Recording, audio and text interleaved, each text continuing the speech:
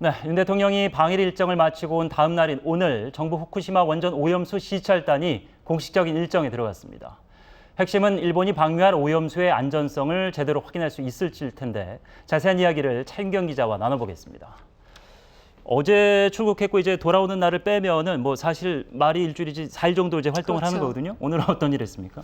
네, 오늘은 도쿄에서 도쿄전력 그리고 우리나라의 산업통상자원부에 해당하는 경제산업성 관계자와 같이 회의를 했습니다. 그리고 바로 250km 떨어진 후쿠시마로 이동을 했는데요. 내일과 모레 이번 시찰의 핵심인 후쿠시마 사고 원전 현장을 점검을 하게 됩니다. 우선 내일은 알프스라 불리는 그 방사능 오염수 처리 시설을 최대한 가까이에서 살펴보고 그다음에 K4 탱크라고 불리는 오염수 저장 공간을 카메라를 통해서 화상으로 살펴봅니다. 그리고 모레는 화학 분석동에 가서 알프스로 처리한 오염수 농도 분석 과정과 결과를 살펴보고요. 마지막 날인 25일에는 다시 도쿄로 와서 일본 관계자들과 같이 회의를 한 뒤에 추가로 필요한 자료를 요청하게 됩니다. 예.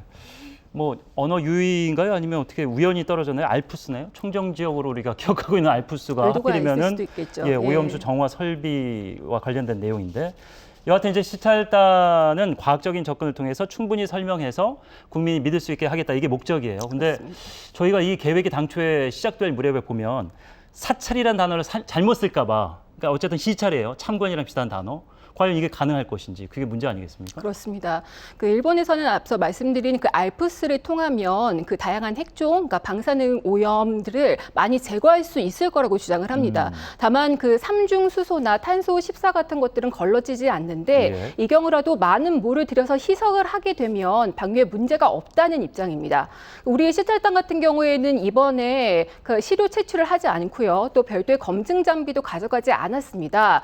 그렇기 때문에 일본에서 주는 데이터를 그대로 받아서 검증을 해야 하는데 우리가 어떠한 정보를 어떻게 요구를 하느냐 그리고 일본 측이 그중에서 어떤 걸 주느냐 혹시 자기네한테 불리한 정보를 빼거나 수정해서 주지는 않을까 이 점을 좀 주목해서 봐야 합니다.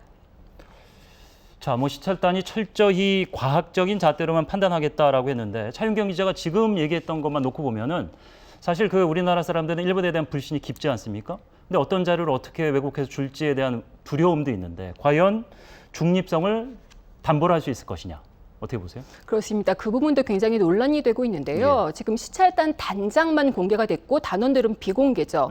더군다나 문제가 되는 게 민간 전문가들 그리고 기자들이 없습니다. 그러니까 다시 말해서 핵 오염수에 관해서 철저한 검증을 주장했던 쪽을 배제한 것 아니냐는 논란이 계속되고 있습니다. 그렇기 때문에 야당은 시찰이 끝난 뒤 시찰단을 국회로 불러서 대국민 보고대회를 여는 방안을 지금 추진하고 있습니다. 앞서도 뭐 대명안하고 태평양 도서국들이 시찰단을 파견했던 전례가 있었더라고요. 보도를 보니까. 근데 그때도 뭐 별다른 성과를 얻지 못했기 때문에 이번 역시 그냥 그렇게 뭐 좀 심하게 얘기해서는 그냥 들러리로 끝나는 거 아닌가라는 우려도 있는 거죠. 그런 우려가 많죠. 그러니까 지난해와 올해 그런 경우가 시찰 경우가 있었는데 그때 도쿄전력 관계자가 굉장히 현장과 일정을 강하게 통제를 해서 사실상 의미가 있는 결론을 내지 못했다라는 얘기들이 많습니다. 그 우리 시찰단의 동선도 대만의 동선과 비슷할 것으로 보이는데요. 그렇기 때문에 대만 때와 다른 정보를 얼마나 많이 잘 얻어가느냐가 중요해 보입니다. 네. IAEA의 결과 이전에 우리나라가 먼저 시찰을 간다에 대한 우려가 큽니다. 과연 4일 뒤에 돌아와서 우리 국민들이 납득할 만한 결과를 내놓을 수 있을지 저희가 그때 다시 한번 들여다보도록 하죠. 고생했습니다.